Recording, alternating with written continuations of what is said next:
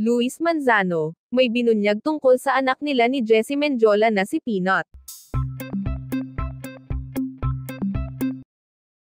Ibinahagi ni Luis Manzano ang isang nakakatuwang revelasyon tungkol sa anak nila ni Jessie Mendiola na si Isabella Rose o mas kilala bilang Peanut.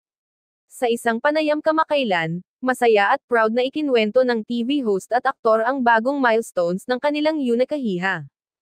Ayon kay Luis, napakabilis ng paglaki ni Peanut at tila sumusunod ito sa kanyang mga yapot pagdating sa pagiging palabiro at palangiti. Napakasaya niyang bata, parang ako, pero mas maganda, pabirong wika ni Luis. Binulgar din ng aktor na may ilang salitang nasa sambit na si Peanut, at madalas umano nitong sabihing, Dada, at, Mama, sa pinakamatamis na paraan. Dagdag pa ni Luis, kahit abala sila sa kani-kanilang trabaho, sinisigurado nilang may quality time silang mag-asawa kay Peanut. Ang pagiging magulang, walang kapantay. Nakakawala ng pagod pag nakita mo yung anak mo na tumatawa, aniya.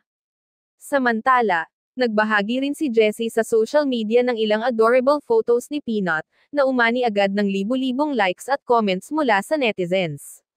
Marami ang humanga sa ganda at kakulaitan ng bata, at sinabing tila pinagsamang genes ng dalawa ang kinalabasan.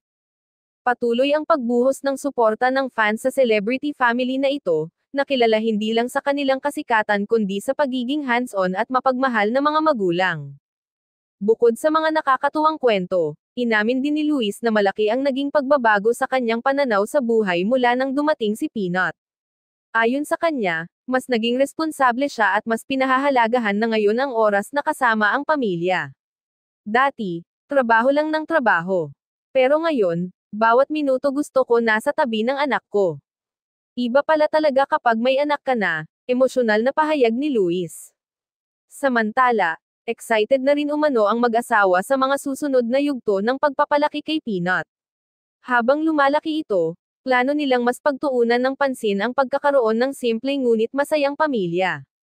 Gusto naming lumaki si Peanut na grounded at may takot sa Diyos. Hindi man namin siya maprotektahan sa lahat ng bagay, gusto naming lumaki siyang may magandang puso, ani Jessie sa isang panayam.